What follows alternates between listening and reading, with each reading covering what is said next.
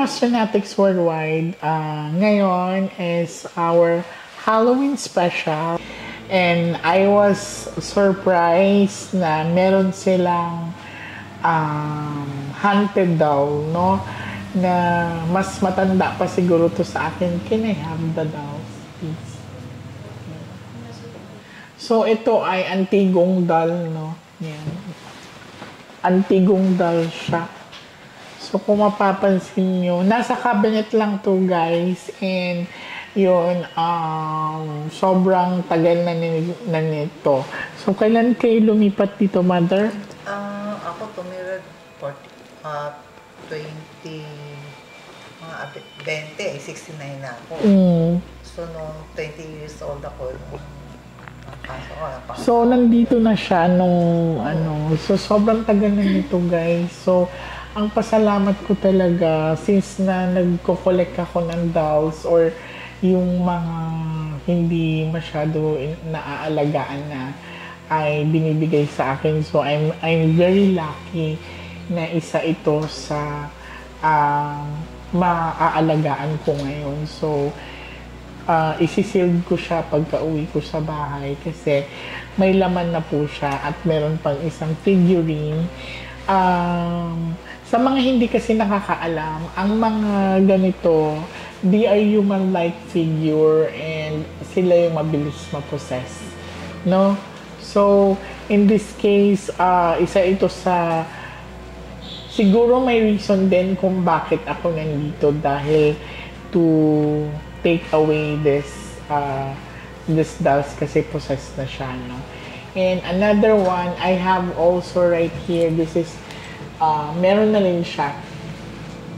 So, this one. And, gano'n na rin to katagal, Mother? Ako lang nakita yan eh. Ngayon mo lang siya nakita. Matagal na yan. Kasi wala namang biyada. Oo, kasi nasa cabinet niyo lang, no? Yan. So, itatabi ko muna sila kasi maya-maya, guys, iikutin po namin yung bahay nila and i-cleanse po namin. And isa na rin to sa tulong ko kina Mother na magkaroon sila ng shield sa mga entity or mga negative energy na gustong manirahan sa bahay nito. Isipin nyo, this is 100 years old na house. And napakalaki niya, guys, as in.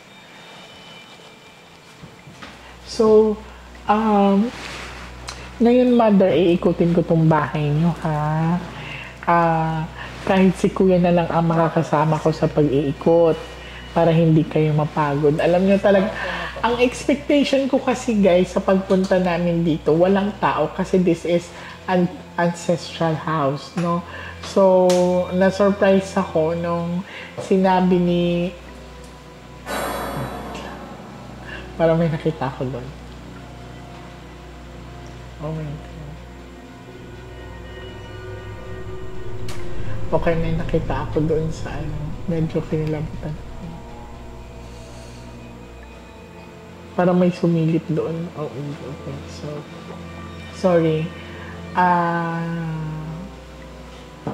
Medyo may nag-caught sa akin ng attention dito mismo sa room ni Daddy.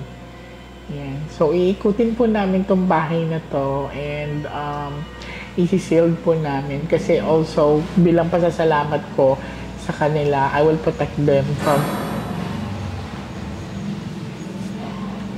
Okay. Sige. Pakistan ko. Kansas pa siya. Wala pang isang taon. So, wala pang isang taon. Okay. Ilagay mo nga muna siya. Medyo naglilikot na siya. Okay. Mayroon pa pala akong isang kasi nung pag-uwi ko rito, kasi hindi kami, CR namin nandun pa, medyo malayo. Oo. Eh, hindi naman ako sanay gumamit ng arenola. So, doon ako lang pupunta pagka sa nagising ako ng gabi pag naiihi. Tapos magdadaan ako, may nakita ko yung saya na maganda naman siya. May mga design. May design. Matatapakan ko, sabi ko, excuse me. Nagpa-excuse ako talaga. Na tapos nakaupo na ako sa toilet. Sabi, sino ka usap? Sabi ko gano'n, nagulat din ako. Para siyang mother, yung parang mga Kastila na gano'n. Sabi ko, pagkano kasi sabi, excuse me po, dadaan ako gano'n. Nagpa-excuse naman ako. Pero, sa isip ko yung sinabi ko ngayon, kung di nung nakaapo na ako sa toilet, natihihi. Noong ko pala na-realize na ako nga lang palagi, wala naman tao, wala naman maaari din kasi sa ilalim na yan is that may mga remains na talagang nandiyan lang. Kasi sabi ng mister ko, nung daw high school siya, tagalan. Oo. Nung high school siya, nakakita siya ng pusa. Yung diyan, basta na lang nawala, lumubog diyan. Talaga? Oo, diyan sa may altar na yan po. Anong kulay? Is it black? Hindi kasi kung anong tanong basta sabi niya, meron daw ganun po pusa. Hindi ko na tinanong anong kulay. Okay. Palabas ako ng card. So, nasubaybayan mo ko? O napapanood pa ako? See? Parang nakita na kita nung pagkababa ng pinto ay bintana kanina. Sabi ko, parang nakita ko na si Kuya. Hindi ko lang alam kung saan. Parang nakita na, di ba sabi ko, Kuya, parang familiar sa akin yung mukha mo.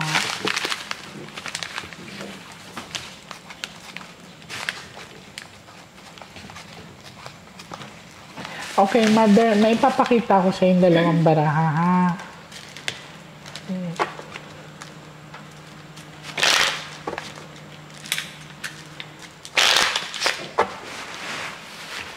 So, ito kasi, Mother, this is a bad luck card. Lahat na masama dito. Yung salamin sa taas, oo. Ay, nakapasok pa kayo din. It's a portal na siya, Mother.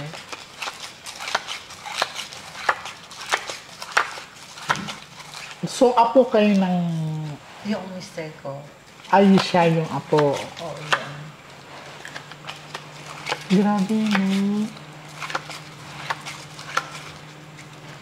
Hanggang ngayon, guys, na-amaze pa rin ako kasi hindi ko akalain na makakatungtong ako sa ganito kong historical place, historical house. And mamimit ko yung pamilya na to na sobrang napaka-humble. Kahit na makikita mo sa bahay nila na isa sila sa mga marangyang tao, lalo pa noon, noong unang panahon. Tawag sa nila Old Tricks. Tapos yung lugar na to, ang tawag nila Forbes Park. Okay. Kasi pag doon na sa Gawiro, ng tao. So parang ito yung area ng mga mayayaman. Oo.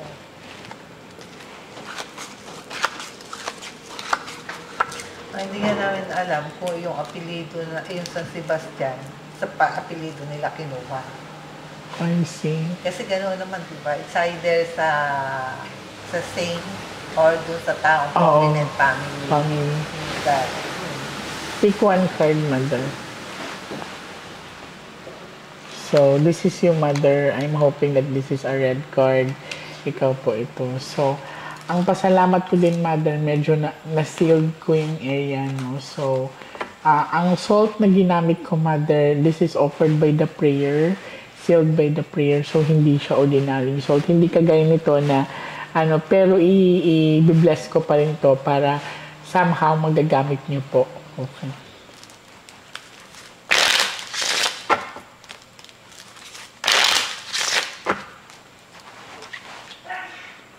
Cut the cards into two. Tatlo po.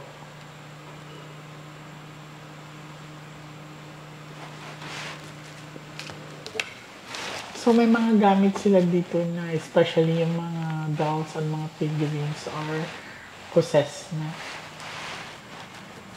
So, Mother, kumuha po kayo ng 7 cards of total. Lagay niyo po dito.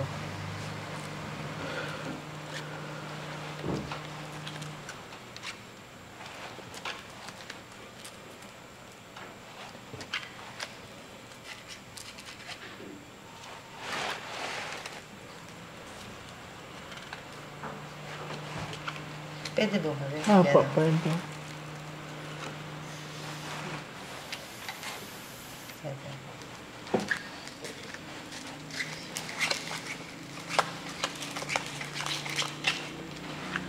So, ikaw to sana pula. Itim. Okay, so medyo exhausted ang energy mo, mother, ha? Kasi itim siya. Kailangan mo din magpa-check kasi I feel your pain, your back pain from your shoulder to your hips. Okay. Tapos madalas daw ang pagsakit ng ulo mo. Saka sa mga mata mo yan.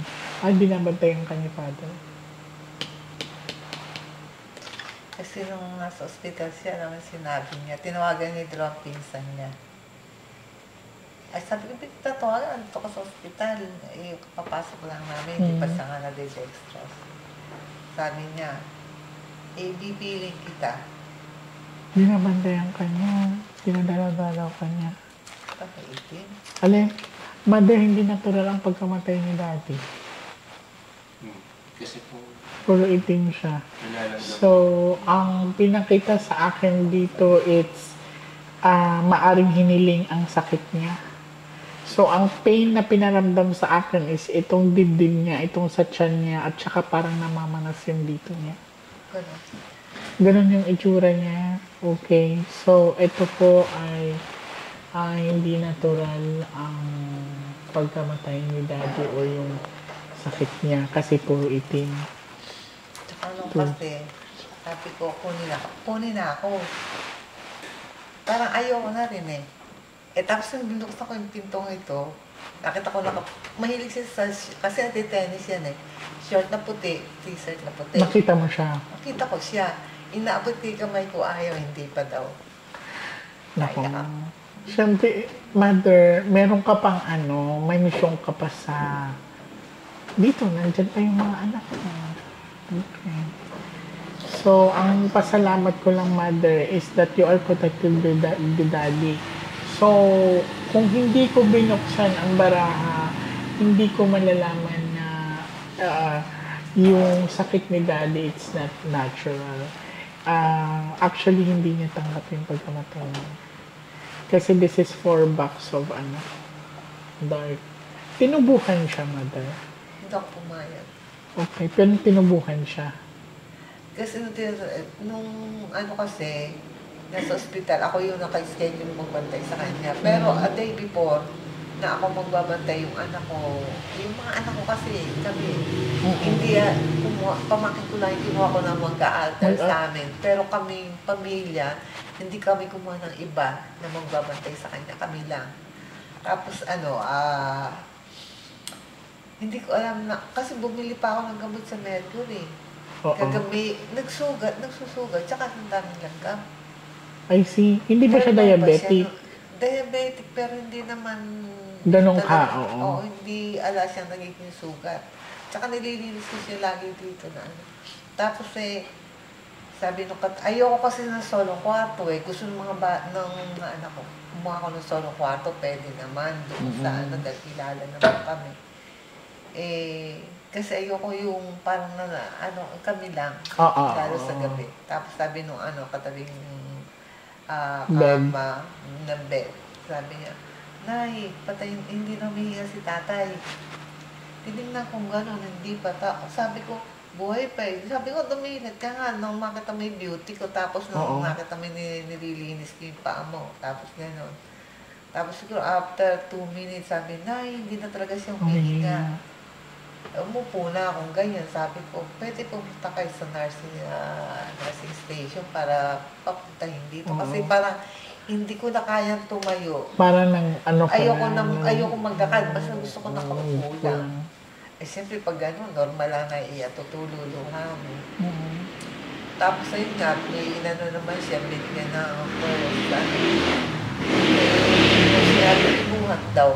Sabi ko, God's will na yun. Hayaan na po natin. Kasi a day before, kinuusap siya nung anak kong panganay.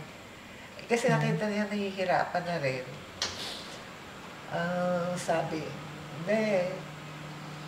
Pasensya na. It's okay, mother. Mas magandang mailabas niyo po yun. Sabi niya, hindi, kung hirap ka, no? Sige na. kami na bahala sa mami, hindi namin siya pababayaan. At totoo naman, hindi ako pinababayaan ng mga anak ko. Ayun. Kaya lang, pagka may problema, malaki siya, tinatawag ko hanggang ngayon. Hanggang ngayon. Okay. So, titignan natin. Basta ang kinonfirm dito ng baraha is mix yung nangyari kay daddy. So, pinagdaan sa sakit. Ako, ilang beses ako na hospital eh. Kaya siguro exhausted ang energy mo, mother, kasi sometimes nag-iisip ka na malaman. Talagang ba itong siya namatay kasi may mga nangyari na hindi sa kasi sa pangan ng mga tao, hindi mayalis. Oo, cut the cards into two.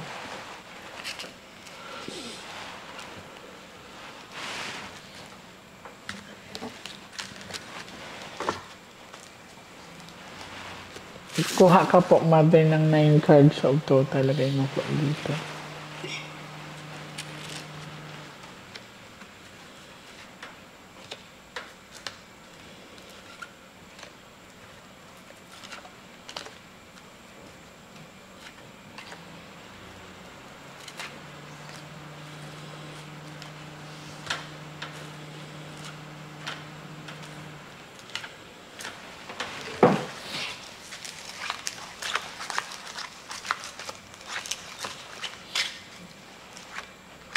O, laging king na naman. So, this is a representation na sometimes ang presence ni daddy is here. Okay.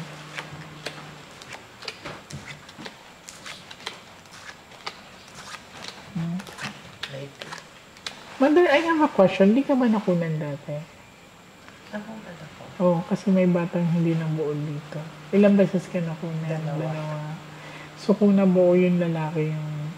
So, ibig sabihin, magkasama sila. Yeah. So, titingnan din natin dito sa mga baraha. Ito 13 cards kita, mother, ha? So, ganitong gagawin natin, darling. Babalik ako dito, mag-sleep over ako. Sa next punta ko, ito ang next na babasahan. Kasi ang nangyayari, nagpapalipat-lipat or parang na-absorb yung negative energy sa bahay na to. Yun ba yung pakiramdam na okay naman ako, Lord, okay naman ako, but parang ang hirap umusad. Tapos yung parang ang biyaya nandiyan na nawawala pa. Ganun ang nangyayari. So, babalikan ko sa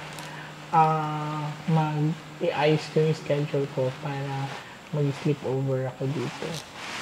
Cut the cards into 3. Kasi parang may gustong kumausap sa akin. Yan. So,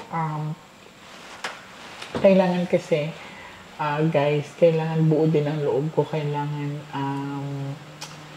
yung pahinga ko is buo din. So, in this case, kasi na sunod-sunod ang ginagawa ko, gustuin ko mag-overnight dito. Pero hindi ko i-rest muna kasi nga may nagtatry na to possess me. So in order for me to do preparations, kailangan mag-set kami ng araw at babalikan ko at may ibibigay ako kay ate din for the protections.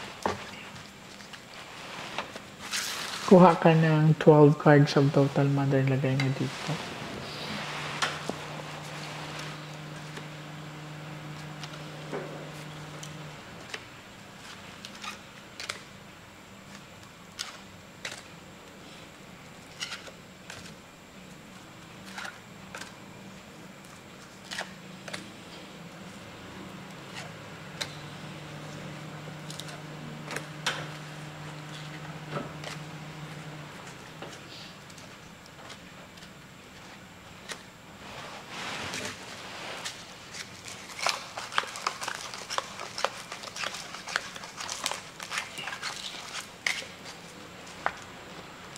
Five of Hearts. Okay.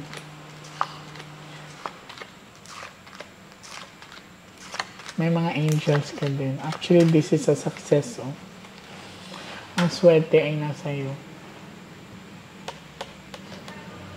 Kung meron kang inaantay na mga documents approval, it will be approved. Kung may inalaban ka, mananalo pa. Mananalo kayo. Okay? Yun ang sinabi ng baraha. Yan. Sa pinakita din sa akin dito, sa pinakita sa akin ng baraha, kasi this is a power, no? This is big amount of money and success, and madami naging interest sa area na to. Madami ang naging interest. Yun po, naging dahilan, kaya po inatake yung mister ko. I see. Yeah. Kasi ito ay diamond and they believe na may nakabaon na ginto dito.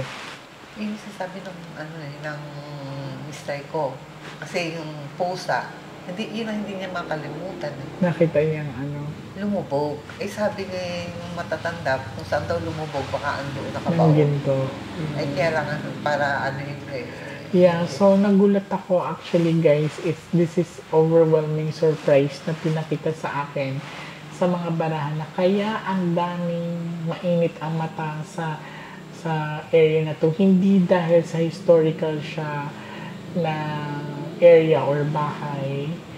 So, dahil madami ang naniniwala, may nakatagong ginto sa area na to. Siguro ano ko lang kasi kanya-kanya naman kami parte. Kaya lang bakit kasi iba-iba naman ang takbo ng isip. Ako po kasi mahilig sa history at yun ang pinakita ko sa mga anak ko. Kaya piniserve mo talaga ito. Opo. Pag nagkakapera kami, ngayon na nga lang, dahil billion na rin po nauubos Kasi hindi ka naman pwedeng bumili ng basta kahoy. Oo. Hanap ka ng matibay. Talaga may magbibigay naman na kaya lang talagang sabi nila, ibenta na raw kasi panay negative energy na itong bahay. So, sino ang nag-advise sa inyo na ibenta na because of the negative energy? Yung mga kasi luma na tumitingin. Okay. O, mga ganun. Kasi hindi naman nila naiintindihan kasi in respeto sa may-ari ng bahay. Yes, exactly. Doon ko kinuha ng mga anak ko lalo siya.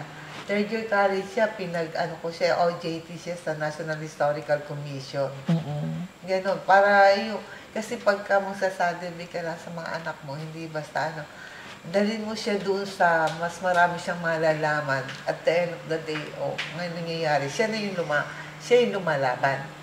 Ako, na lang, kasi baka hindi na kaya ng health ko dahil may edad na rin ako. Saka hindi ka pwede mag-stress, mother, ha?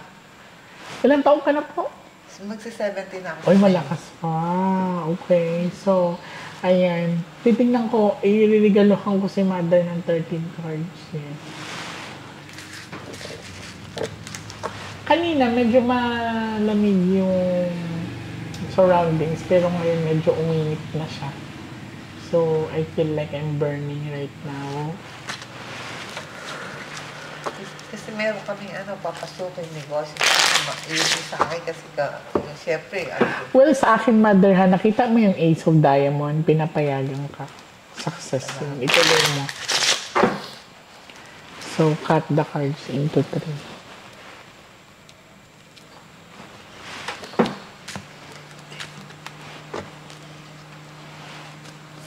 Kuha ka, mother, ng last 13 cards of total.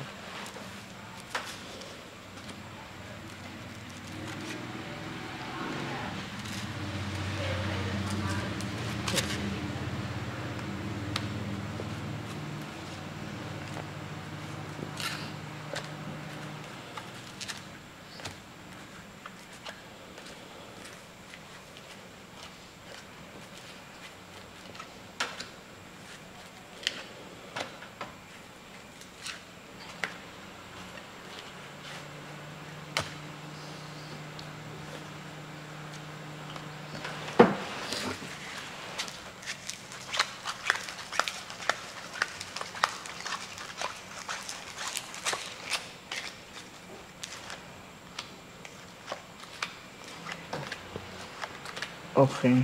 May aura dito na mag-asawa, nag-i-stay pa din. Hindi nawawala si Daddy. Yung presensya ni Daddy. Okay. Ang pasalamat ko dito ay hindi lumabas ang bad luck card kay Mother. So, mahaba pa yung lifespan niya. And sa ngayon, may mga revelation sa akin pinakita yung baraha, especially doon sa madami nag-i-interest because of the naniniwala or madaming naniniwala na may nakabaong ginto dito. Another thing is that, yun, may health, kung may a little health problem si Mother na winarning, it's curable naman siya. So, tinignan ko kung si Mother is also cursed. Wala naman, hindi naman lumabas ang bad luck card sa kanya. So, this time, guys, hindi pa kami tapos. Babalik ako sa mga susunod na araw for another preparation. And ang bubuklatin ko na naman na baraha is sa anak niya. And walang humpay, walang hanggang pasasalamat sa pagtitiwala nila sa akin. Ayan. So, abangan niyo po ang aming karugtong ng Halloween special.